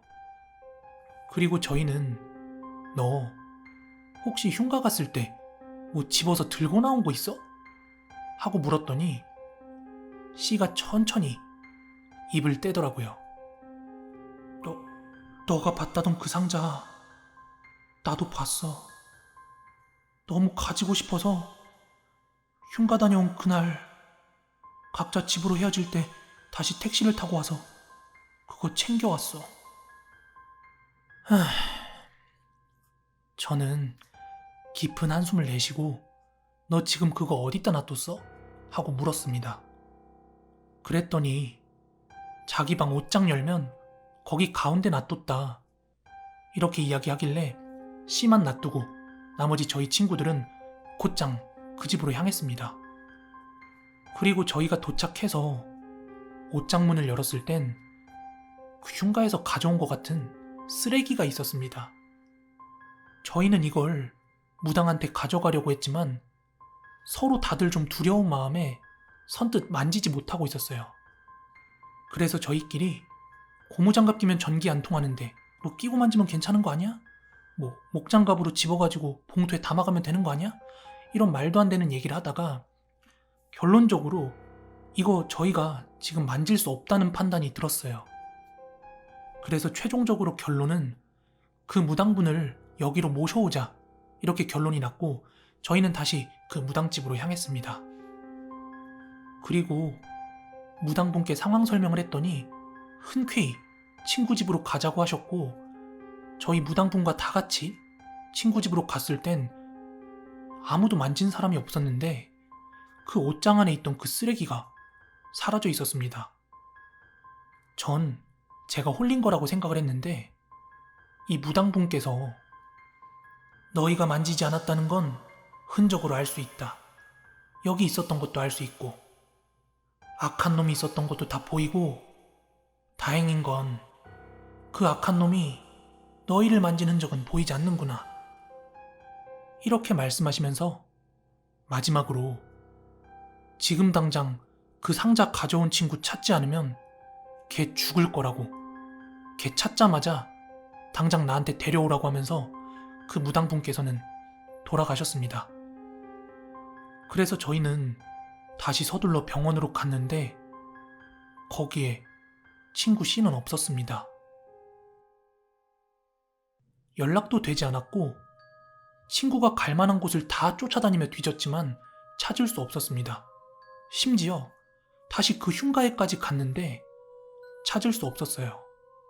그래서 도저히 찾을 수 없다고 무당분께 다시 연락을 드렸는데 그 무당분께서 그 친구 녀석이 아마 상자를 가지고 도망갔을 것이다. 악한 놈에게 단단히 홀려서 자기 의지가 아니었을 것이요.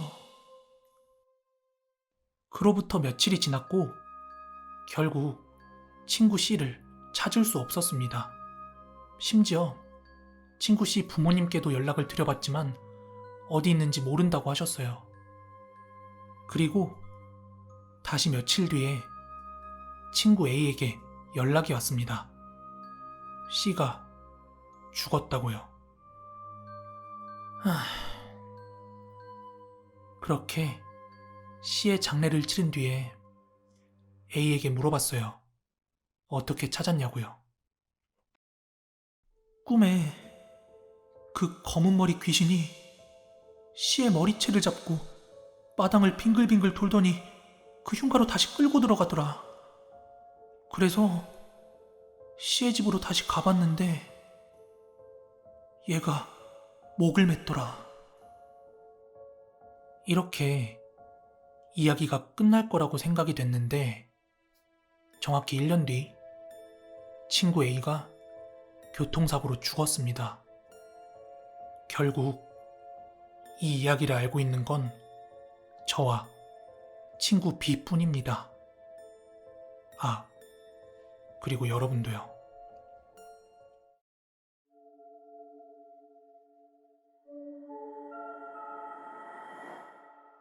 제가 전에 쓴 글을 보면 부동산 관련 일을 한다고 말씀드린 적이 있었는데요.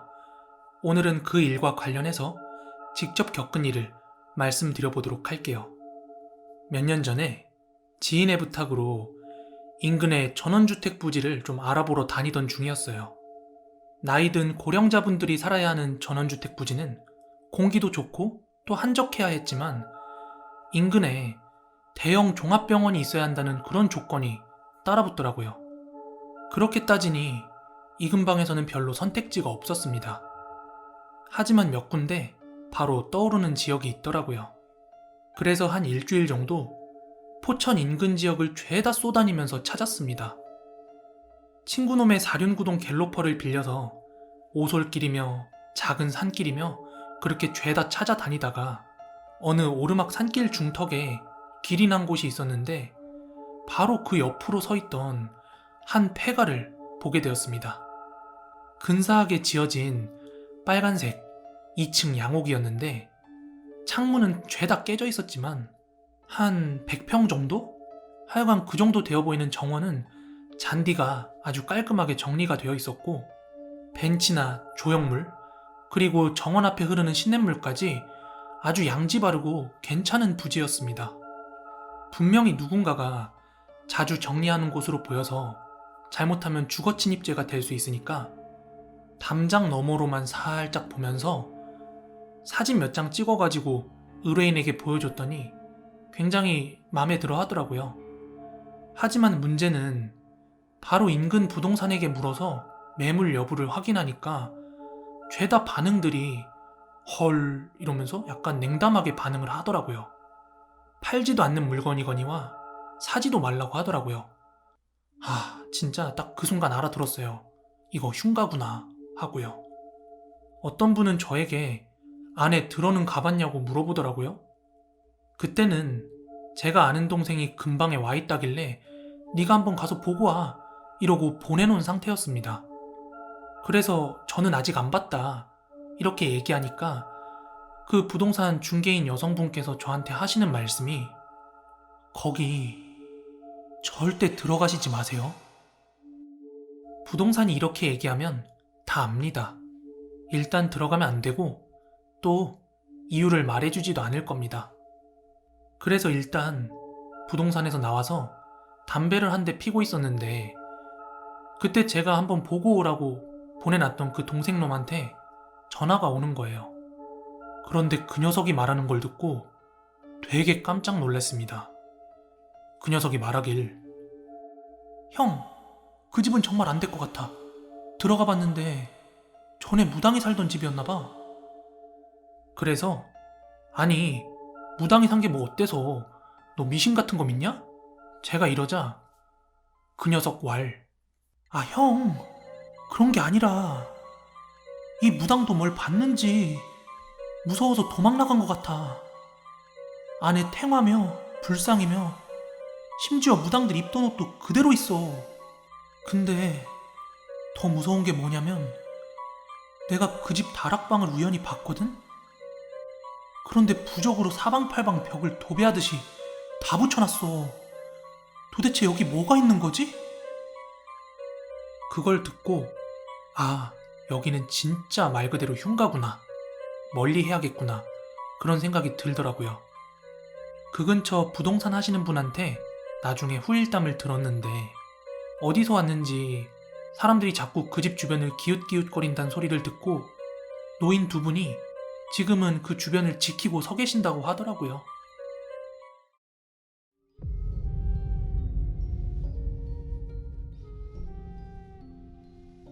예전에 제 대학 동기들 중 한 무리가 흉가 체험을 취미로 하는 그런 집단이었어요. 진짜 전국에 유명하다는 흉가는 다 들쑤시고 다니고 그랬거든요. 저는 우리 이모 할머니가 절대 그런 짓거리하고 돌아다니지 말라고 해서 그냥 그쪽 무리 애들이랑은 좀 거리를 두고 지내고 있었어요. 그때가 아마 2000년대 후반이었을 겁니다. 왜냐하면 17대 대선 바로 직전이었는데 그 시기가 정확히 기억이 나는 게 이명박 대통령 당선 일주일 전이었거든요.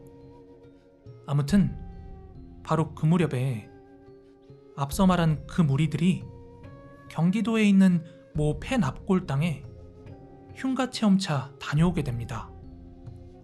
남자의 3명, 여자의 3명, 총 6명이었는데 그곳에 갔다 온 뒤로 신기하게도 6명 모두가 엄청 자주 악몽을 꾸게 되었고 또 막 헛것이 보인다고 하더라고요. 게다가 2명은 학교에 못 다니겠다고 막 수업 중에도 헛소리하고 그래서 우리 동기들 사이에서는 야, 쟤들 맨날 흉가 체험이랍시고 이상한 데 돌아다니다가 다 귀신 들렸나봐. 에휴, 그러게나 말이다. 쟤네들 보니까 진짜 귀신이란 게 있긴 있나 싶네. 이런 소문들이 학교에 자자하게 퍼지자 그 6명 중 일부는 휴학까지 했어요. 당시 우리 이모 할머니가 만신이었는데 전남권에서 대보살이라고 꽤 유명하셨어요. 그때 걔네 6명 중 1명이 지가 이러다간 정말 죽을 것 같다면서 저한테 니네 할머니 좀 만나게 해달라 이렇게 부탁하는 거예요. 그래서 한 번은 걔네 6명이 완전 산송장처럼 눈이 퀭해서 우리 할머니를 찾아왔었어요. 우리 할머니는 아무리 무속인이 신을 모셔도 교만해서는 안 된다면서 자기보다 나이가 4, 50년 어린 손님 또 신도들한테도 존댓말을 쓰시는 분이셨거든요. 그런데 걔네들을 보자마자 갑자기 얼굴이 아주 빨갛게 상기가 돼서는 중간에 있던 여자애한테 그 무속인들이 점사 볼 때 쓰는 쌀이랑 물그릇 같은 거 있죠? 그거를 냅다 부어버리더라고요. 그러면서 어디서 감히 네가 죽은 사람한테 그런 짓을 하냐. 지금 여자 올령이 너희 무리 다 죽여버린다. 저승길 갈 때 데려간다고. 싹 다 잡아간다고 눈에 불을 켜고 쳐다본다. 이러시면서 뭐 이 잡것들 어쩌고 저쩌고 하며 아주 욕을 하셨어요.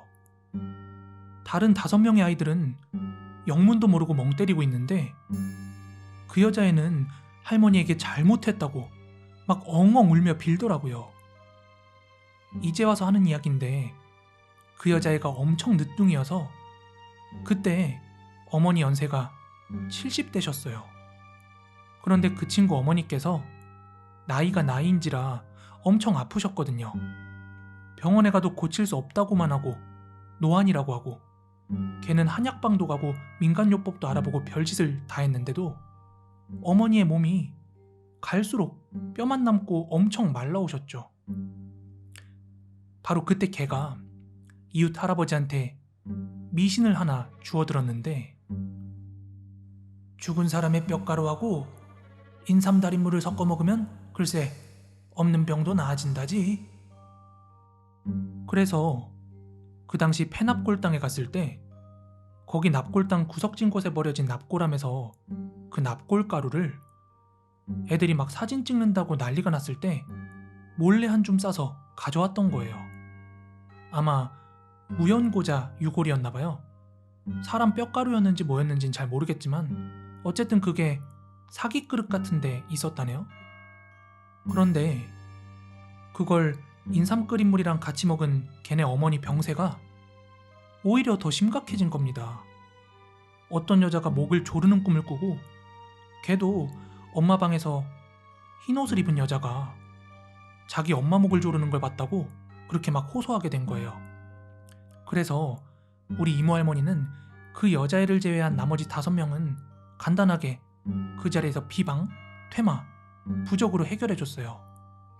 그리고 그 여자애는 모친을 모시고 오라고 해서 아주 날 잡고 돈도 받지 않고 무료로 퇴마를 해주었고요. 그 여자 영가도 저승길에 보내주었습니다. 이후 놀랍게도 그 친구의 어머니께선 예전처럼 다시 건강해지셨고 지금도 80대 초반이신데 아주 건강하시답니다. 지금은 제가 고향으로 취업하고 자리 잡아서 그때 대학 친구들이랑 다 연락이 끊겼지만 그 여자애만큼은 지금까지도 고맙다며 우리 할머니를 찾아오고 그런다 하더라고요.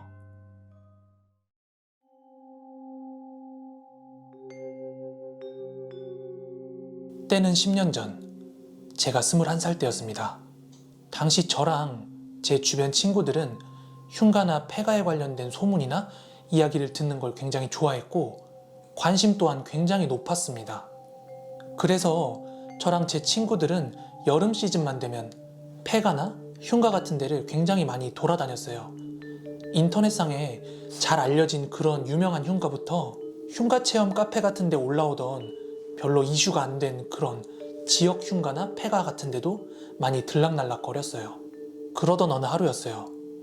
친했던 친구 녀석들이랑 같이 술자리를 즐기고 있었는데요.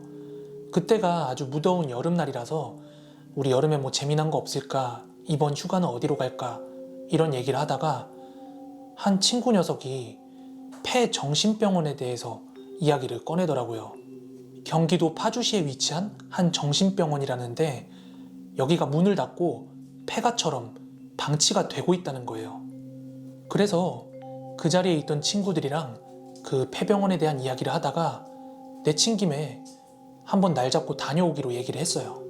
당시 저희가 어렸지만 차가 있어서 막 이동을 하는 데는 제한이 없어서 당장 그 주 주말에 출발을 하자고 약속을 잡았어요. 그렇게 약속 당일이 되었고 결국 저를 포함한 친구 4명이서 차를 타고 파주로 향했습니다.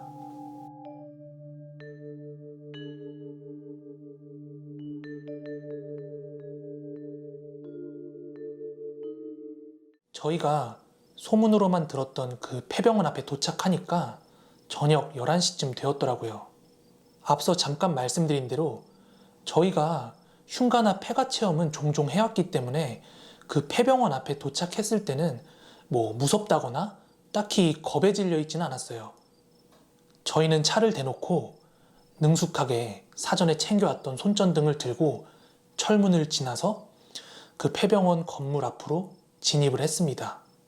철문을 들어와서 조금 걷다 보니까 간이 컨테이너 같은 게 하나 보이더라고요. 근데 이 간이 컨테이너 문이 활짝 열려 있어서 저희가 거기를 먼저 들어가 봤어요. 그런데 보니까 이 병원이 운영할 적에 경비원분들께서 활용하시던 곳 같더라고요. 안에가 굉장히 널브러져 있긴 했는데 책장이랑 책상 하나는 그대로 있더라고요. 그래서 손전등으로 막 이곳저곳 비치면서 둘러보고 있는데 노란 색깔 파일철이 하나 떨어져 있는 거예요. 그 파일철을 열어보니까 뭐 원장, 부원장, 뭐 직원들 순으로 해가지고 사진이랑 그리고 연락처, 그리고 차대 번호 같은 게 적혀 있더라고요. 그리고 파일철 오른쪽 면에는 무슨 방문 차량이나 외부 차량 방문했을 때 적는 그런 명부 같은 게 있더라고요. 그거 말고는 딱히 특별한 게 없어서 컨테이너에서 나와서 병원 입구 쪽으로 향했습니다. 그렇게 저희는 폐병원 건물 입구 앞에서 둘둘씩 짝을 지었습니다. 저랑 친구 하나는 4층에서부터 내려오기로 했고요. 나머지 2친구는 1층에서부터 올라오기로 했습니다. 그래서 저랑 친구 하나는 그 병원 입구로 들어간 다음에 복도에 중앙계단이 있었거든요. 그 중앙계단을 통해서 4층으로 먼저 올라갔어요. 4층에 올라가서는 병원 복도 끝방부터 하나하나 차례대로 관찰을 하기 시작했어요. 그런데 이유는 모르겠지만 조금 의아한 것이 하나 있었다면 각각의 방들, 그러니까 뭐 입원실이나 진료실 같은 건데 이것들이 다 방 내부에서 창문을 틀어 막아놨더라고요. 지금도 그 이유를 모르겠는데 참 여러 폐가나 흉가를 방문해봤지만 여기처럼 창문을 그렇게 꽁꽁 틀어 막아놓은 데는 처음이었어요. 그렇게 4층을 한 바퀴 다 둘러보고 나서 중앙계단으로 저희가 3층으로 내려가고 있었는데요. 그때 이 계단에서 한 남성분이랑 여성분을 마주하게 됐습니다. 저랑 친구는 전혀 예상하지 못한 상황에 너무 놀래가지고 짧게 막 비명을 질렀거든요. 근데 이 두 남녀는 굉장히 담담하게 구경 오셨나봐요. 이렇게 짧은 인사를 던지고는 4층으로 올라가시더라고요. 이런 흉가나 폐가 체험을 하다 보면 종종 사람을 마주하는 일이 생겨요. 그런데 귀신이고 뭐고를 떠나서 그렇게 사람끼리 마주칠 때 진짜 무섭거든요. 깜짝 놀래니까요. 그런데 그 사람들은 저희를 마주하고도 뭐 깜짝 놀라는 기색이 하나 없어가지고 와, 진짜 담력 대단하다 이렇게 감탄을 하고 있었어요.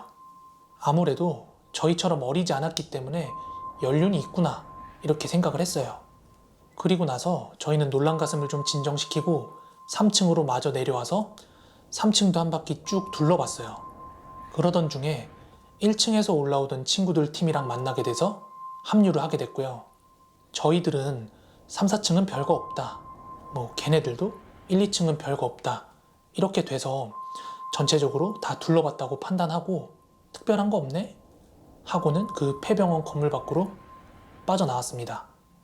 그리고 병원 철문 쪽으로 걸어가면서 1, 2층 팀 친구들한테 제가 물었어요.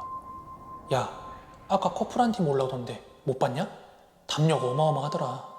뭔 소리야? 여기 우리밖에 없었어. 아니야. 아까 우리 둘이 같이 마주쳤어.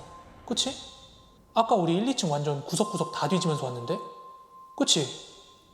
이런 찝찝한 대화를 나누면서 차가 세워진 쪽으로 걸어오고 있었는데요. 저희는 마지막으로 그 병원을 나서기 전에 그 철문 앞에서 다 같이 담배를 한 대 피고 있었습니다. 그렇게 개운하지 못한 기분으로 담배를 한 대 태우고 있었는데요. 아까 들어갔던 그 컨테이너가 다시 한번 눈에 밟히는 거예요. 그래서 괜히 한번 그 컨테이너에 다시 한번 들어갔다가 진짜 깜짝 놀라 쓰러질 뻔했습니다. 저희가 병원 처음 들어갈 때 그 컨테이너에서 파일철을 하나 보고 그냥 책상에 널브러뜨려 놓고 나왔거든요. 그래서 다시 들어갔을 때도 자연스럽게 그 파일철로 눈이 갔는데요. 저희가 3층 중앙계단에서 마주쳤던 두 남녀 사진이 그 파일철에 붙어 있는데요. 그 두 사람이 원장과 부원장 사진이더라고요. 저랑 같은 팀이었던 친구도 너무 놀라가지고 막 당황해 하는데 그 1, 2층 팀 애들이 저희가 장난치는 줄로 아는 거예요. 저희가 놀랄 수밖에 없었던 이유가 그 폐병원에 대한 소문 중 하나가 그 원장이랑 부원장이 사고로 사망을 했다고 들었거든요. 그렇게 저희가 벌벌 떨고 있으니까 다른 팀에 장난심한 친구 하나가 야, 그러면 이 번호로 전화 한번 해보자. 응? 그래서 누구 폰으로 할지 가위바위보를 했는데 제가 진 거예요. 저는 이 파일철에 적힌 원장이랑 부원장 번호로 전화를 했는데 다행히도 둘 다 없는 번호라고 뜨는 거예요. 지금 가신 전화는 없는 번호입니다. 다시 확인하신 후 걸어주시기 바랍니다. 그리고 나서 병원을 빠져나와 차에 탔는데요. 제 주머니에 있던 전화기가 막 진동이 울리는 거예요. 그런데 저장이 안 되어 있는 번호라 이 시간에 누구지? 하고 전화를 받았어요. 하지만 수화기 건너편에서는 아무 말도 없고 지지직거리는 소리만 막 나는 거예요. 그래서 전화를 끊었는데 끊고 나니까 뭔가 그 번호가 낯이 익은 번호 같아가지고 다시 핸드폰을 꺼내가지고 통화 목록을 확인을 했는데 아뿔싸 아까 없는 번호라고 했던 그 원장 번호로 수신이 걸렸던 거예요. 그니까 그제서야 안 믿던 친구들까지 차 안에서 완전 다 기겁을 하게 되었습니다. 이후에도 몇 번이나 진동이 울렸는데 무서워서 안 받았거든요. 저는 그 찝찝한 기분을 지울 수가 없어서 그 다음 날이 되자마자 핸드폰도 바꾸고 폰 번호도 바꾸게 되었습니다. 다행히도 그 뒤로는 그 번호로 전화가 걸려오지 않더라고요. 벌써 10년 전 일입니다.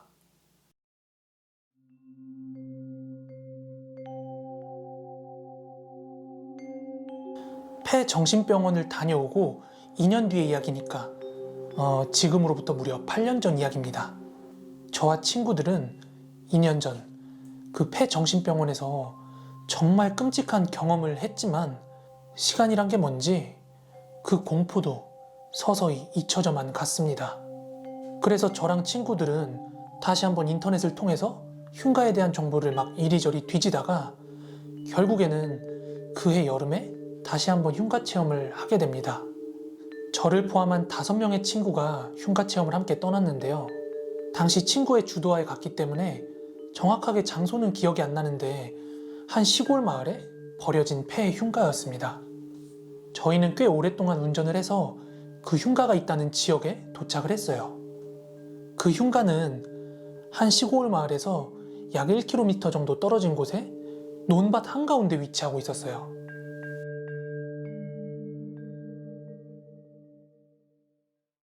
저희는 논과 논 사이에 차를 세워놓고 아직 완전히 어두워지지 않았기 때문에 석양을 보면서 그 흉가 방향으로 걸어가고 있었어요.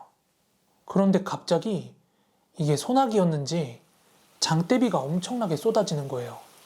저희는 차로 다시 돌아가기 좀 뭐해서 주변에 뭐가 없나 하고 둘러보고 있는데 한 나무 아래서 할머니 한 분께서 마치 곧 소나기가 내릴 걸 알았기라도 한 듯이 우비랑 우산을 내어놓고 팔고 계신 거예요. 저는 우비를 친구들 것까지 집어들고 할머니한테 돈을 드리면서 거스름돈은 괜찮아요 라고 말하고 있었는데 그때 할머니께서 총각들 혹시 저기 있는 저 집 가려고 온 거지? 이렇게 물어보시길래 네, 조금 구경하다 돌아가려고요. 이렇게 대답을 했어요. 그랬더니 할머니께서 그렇지? 이맘때만 되면 총각들처럼 외지 사람들 저 집 구경하러 많이 와. 그런데 대부분이 혼비백산하면서 소리치며 나오는데 저기 꼭 가야겠어? 이렇게 물으시더라고요. 저희는 인터넷에서 보고 온 거라 괜찮다. 뭐 이렇게 말씀을 드리고 대충 넘겼습니다. 그리고 저는 친구들과 우비를 하나씩 나눠 입고 막걸리를 한 병 들고는 그 흉가 입구 쪽으로 향했습니다. 그 논밭 한가운데 있는 흉가 앞에 도착했을 때는 정말로 인터넷에서 봤던 사진처럼 누가 보더라도 오래된 집이라는 걸 알 수 있었어요. 대문도 무슨 철문이 아니라 양쪽으로 여닫아야 하는 그런 나무 문이었어요. 일단 그 흉가에 들어가기 전에 사왔던 막걸리를 그 흉가 입구 앞에 뿌리고 다 같이 절을 하고 들어갔습니다. 대문을 열고 들어갔을 땐 바로 흙마당이 나왔고 그 정면으로는 큰 마루가 하나 있었어요. 그리고 마루 왼편으로는 방 하나가 있었고요. 마루 오른편으로는 창고로 보이는 공간이 있었어요. 또 하나 특이했던 건 마당의 오른편에 우물이 하나 있었거든요. 이 우물은 거의 한 요 정도? 굉장히 두꺼운 나무 판자 같은 걸로 덮여 있었는데요. 그리고 그 위로는 굉장히 커다랗고 무거워 보이는 바위가 하나 얹어져 있었어요.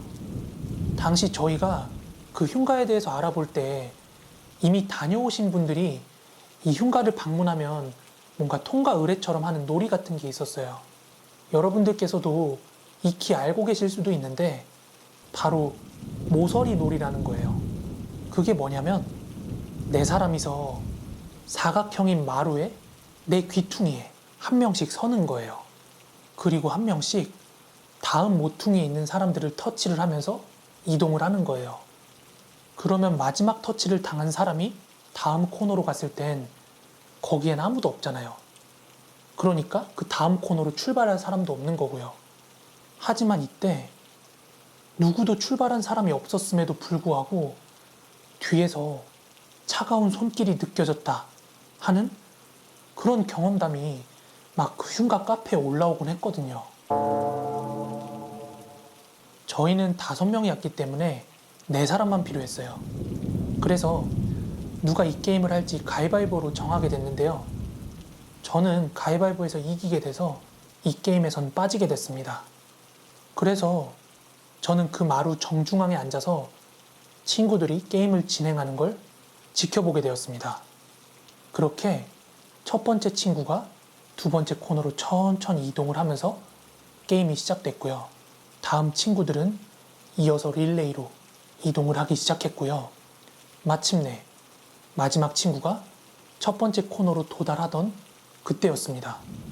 스타트를 끊었던 친구가 막 입술을 파르르 떨면서 중앙에 앉아있던 저를 내려다보면서 인보야, 나 지금 혹시나 해서 물어보는데 혹시 내 뒤에 뭐 있냐? 저는 마루 정중앙에 앉아서 각각 이동하는 친구들을 관찰하고 있었는데 그 누구도 장난으로 칠 수 있는 상황이 아니었거든요. 다른 친구들 역시 그런 상황임을 다 알고 있었기 때문에 첫 번째 친구가 저한테 그렇게 묻는 걸 보고 야, 저 새끼 연기하는 것 좀 봐라? 구라깔래 진짜? 다들 이런 반응이었는데 그 첫 번째 친구가 너무 억울해하면서 막 파르르 떨길래 저희는 네가 그거 느꼈어도 기분 탓이었을 거라고 그렇게 달래면서 잠깐 흉가의 마당으로 나왔습니다. 그리고 그때부터 저희는 각자 흉가 이곳저곳을 막 둘러보기 시작했어요. 당시 저는 창고 주변을 둘러보고 있었는데요. 그때 마침 친구 2명이서 제 뒤쪽으로 있던 그 우물 안쪽이 궁금하다면서 판때기 위로 올려진 그 바위를 막 내리려고 낑낑대더라고요. 그걸 지켜보던 저는 야, 다치겠다. 그냥 하지 마. 니들이 무슨 수로 그걸 옮겨? 도대체 어떻게 올렸는지 상상이 안 될 정도로 커다랗고 무거워 보이니까 제가 그런 얘기를 한 건데 얘네들이 오기가 발동했는지 갑자기 어디서 굵은 짝대기 같은 걸 구해와가지고는 다 같이 힘으로 그 돌을 치워버리더라고요. 그 돌이 떨어질 때 땅이 엄청 크게 울렸어요. 그리고 나서 친구들은 나무 판자를 치우고 랜턴으로 우물 안을 막 들여다봤는데 아무것도 없더라고요. 그리고 나서 그 흉가를 대충 둘러볼 만큼 다 둘러본 것 같아서 이제 그만 나가자고 그렇게 얘기를 하고 있는데 아까 겁먹어 있던 친구 있죠. 얘가 창고 문 앞에서 막 궁시렁궁시렁 대는 거예요. 왜 그러냐고 물어봤는데 창고 문이 안 열린대요. 근데 아까 말씀드린 대로 제가 제일 처음 둘러본 게 창고였고 그때도 문이 아주 잘 열렸어요. 그리고 안에도 특별한 게 없었고요. 뭔 소리야? 아까 잘만 열리던데. 비켜봐. 그렇게 제가 창고 문 손잡이를 잡고 당겼는데 너무나도 잘 열리는 거예요. 하지만 그 순간 저희 모두는 혼비백산하며 그 흉가를 달아날 수밖에 없었습니다.